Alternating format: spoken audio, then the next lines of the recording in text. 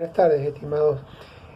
Continuando con esta unidad del sistema nervioso o las afecciones del sistema nervioso, habíamos visto todo lo que era traumatismo de cráneo y ahora vamos a abordar el tema del déficit neurológico o enfermedad cerebrovascular. Bueno, habíamos algo adelantado cuando en la clase anterior, digamos, habíamos hablado de el aneurisma, bueno, que les dije que dentro de lo que es los accidentes cerebrovasculares, digamos, también podemos considerarlo el aneurisma dentro de ese grupo.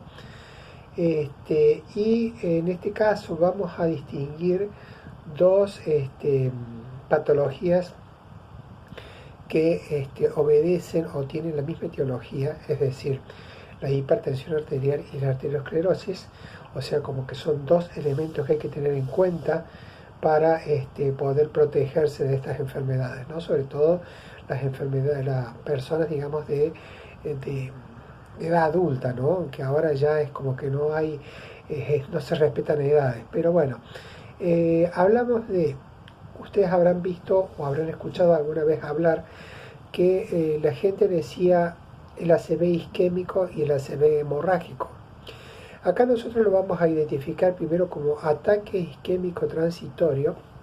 ¿Se acuerdan que isquemia, digamos, era la reducción de la luz de un vaso sanguíneo que impide, digamos, el normal paso de oxígeno y sangre?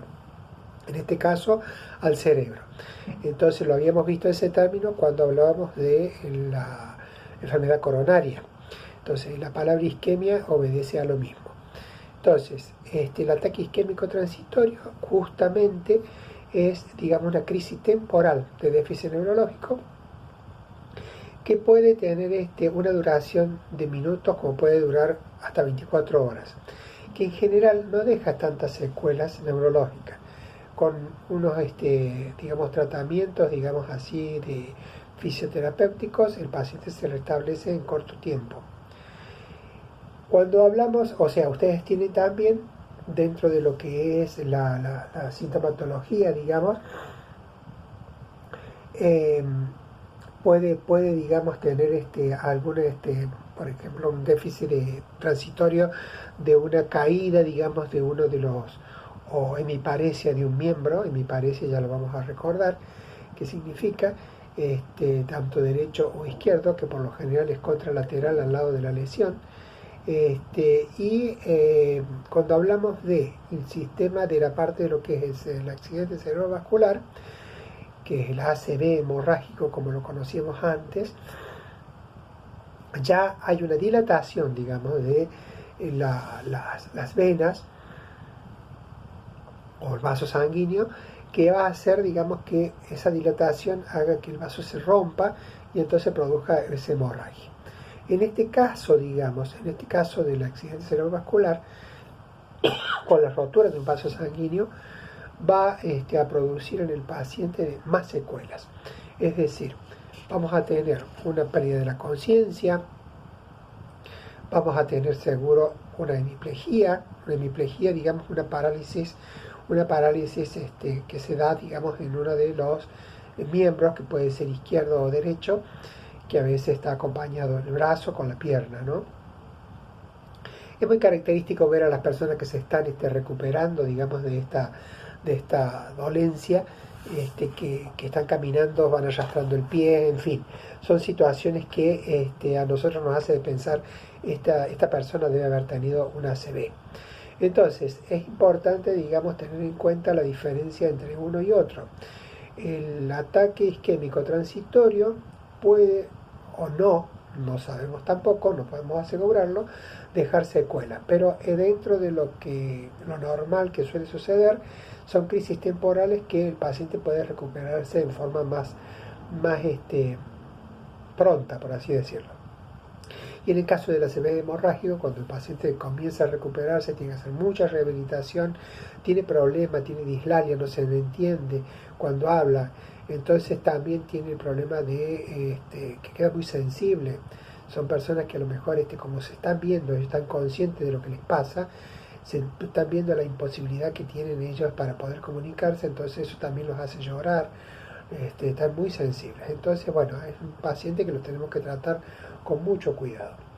Entonces, acá va a haber una pérdida de la función motora, alteraciones del lenguaje y la comunicación, como les dice acá, trastorno de la percepción, es decir, tanto visual, espacial, la pérdida sensorial, trastorno de la actividad mental y efectos psíquicos, porque por allí no conocen, digamos, a sus familiares, o por allí ustedes van a ver que uno de los cuidados de enfermería o de lo que le tenemos que decir al familiar, que le acerquen, digamos, fotos de nietos o de hijos para que él vaya o ella vaya distinguiendo y puede ir recuperando parte, digamos, de lo que ha sido su memoria emotiva, ¿no?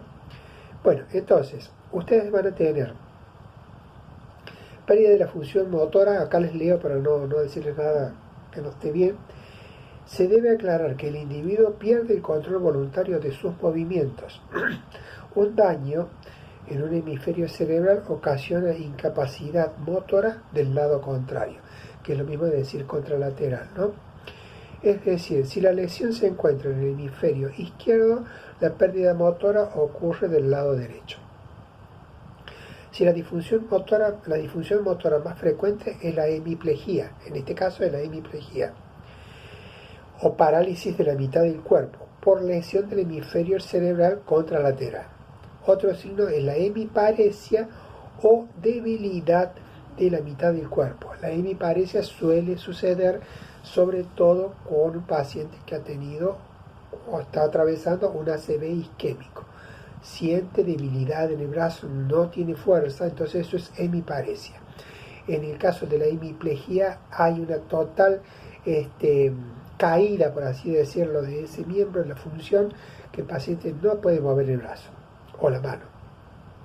Entonces ustedes tienen muchos tratamientos, obviamente todo va a tener que ver con tratamiento higiénico dietético, que se llama así, es decir, desde la nutrición y todo el tema, digamos, de el tratamiento de colesterol, el tratamiento de la hipertensión, en fin. Sabemos que estas enfermedades, digamos, no estamos exentos los adultos de padecerlo, por eso es que es tan importante que nosotros abarquemos esto y lo aconsejemos, de que hay que controlarse periódicamente la tensión arterial, hay que hacerse por lo menos 2 veces al año un control, digamos, de laboratorio, donde se pida todo el perfil lipídico para ver cómo están los colesterol, los triglicéridos. Entonces es importantísimo, porque de esa forma vamos a prevenir llegar a estas enfermedades. Bueno, otra de las enfermedades que vamos a ver hoy es también las lesiones de la médula espinal. Acá les leo el concepto para que ustedes después lo recuerden. Dice: la lesión de la médula espinal se conoce con el nombre de choque espinal, que es la depresión repentina de la actividad refleja de la médula espinal por debajo del nivel de la lesión. En el caso de lesiones espinales cervicales y dorsales, se pierde la inervación de los principales músculos accesorios de la respiración, con todo lo que ello desencadena, ¿no es cierto? Quedan también afectados los reflejos de la micción y de la defecación. Bien, las consecuencias que trae aparejado este traumatismo son, entre otros, la paraplegia y la cuadriplegia. Acá nos vamos a concentrar porque a veces siempre esta es pregunta de examen y a veces los confunden a los dos. Paraplegia, como bien les dice, pérdida de movimientos y sensibilidad de las extremidades inferiores y todo el tronco, o una parte del mismo, como resultado de una lesión en la espina dorsal o lumbar. Entonces es importante que cuando decimos qué es la paraplegia, ustedes sepan decir, digamos, que es la disfunción de todo lo que afecta parte del tronco y los miembros inferiores, y sobre todo porque la lesión se ubica en la espina dorsal o lumbar. Eso es importante que lo tengan en claro ustedes. No así la cuadriplegia. Cuadriplegia ya le está diciendo cuatro, y lo relacionamos con 4 miembros. Entonces, la cuadriplegia se refiere a la pérdida de movimientos y sensación en las 4 extremidades y el tronco, por lesión de la médula espinal cervical. Entonces, si está aquí la lesión en la cervical, se produce la cuadriplegia. Lo tengamos bien en cuenta. Va a haber la etiología, bueno, puede ser, por lo general puede ser herida de arma de fuego, puede ser por una herida de arma blanca o bien por un traumatismo severo, un choque. Entonces, ustedes tienen varios signos y síntomas, como el dolor de espalda intenso, como el entumecimiento, bueno. Hay normalmente un signo de Babinski que ustedes tienen inclusive allí el pie, y los médicos suelen utilizar a veces una lapicera en vez de usar alguna cosa que en la planta del pie. Entonces de esa forma ven si hay un movimiento, si el paciente, digamos, mueve el dedo con ese signo, puede ser que haya todavía un reflejo sensorial, ¿no es cierto? Pero normalmente en la cuadriplejía el paciente no siente nada. El paciente cuadripléjico es un paciente muy complicado en el sentido para poder atenderlo, porque neurológicamente está bien.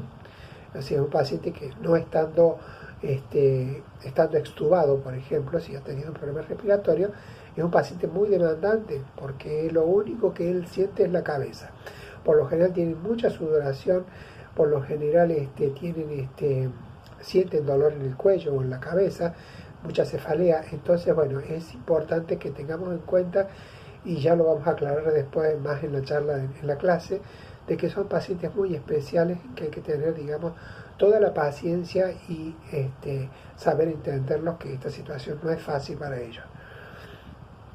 Como así también tenemos que tener en cuenta a la hora de higienizar a estos pacientes, porque los pacientes que están lúcidos normalmente, digamos, tienen también, por ejemplo, el priapismo, que es la erección, digamos, del miembro por estimulación, digamos así, porque uno a lo mejor está higienizándolo y tienen erección que es inconsciente, ¿no? Entonces, bueno, hay que tener en cuenta también ese tipo de situaciones. Son muchísimos los cuidados de enfermería que podemos hacer con estos pacientes y que vamos a tratar de desarrollarlos en la clase. Después vamos a ver un poquito, vamos a considerar, por así decirlo, todo lo que son las enfermedades neurológicas, o los trastornos de enfermedades neurológicas más frecuentes, como son la migraña, la cefalea, meningitis. Bueno, pero eso no vamos a ahondar mucho en esas patologías, pero sí la vamos a tener en cuenta, como son la esclerosis múltiple, la enfermedad de Parkinson, la de Alzheimer, la miastenia grave, el síndrome de Guillain-Barré, que también es muy común que lo vayamos a tener, digamos, en nuestras instituciones, las epilepsias. Entonces, bueno, después de eso le vamos a dedicar otra clase, también la próxima, a comentar eso. Bueno, por ahora es eso nada más.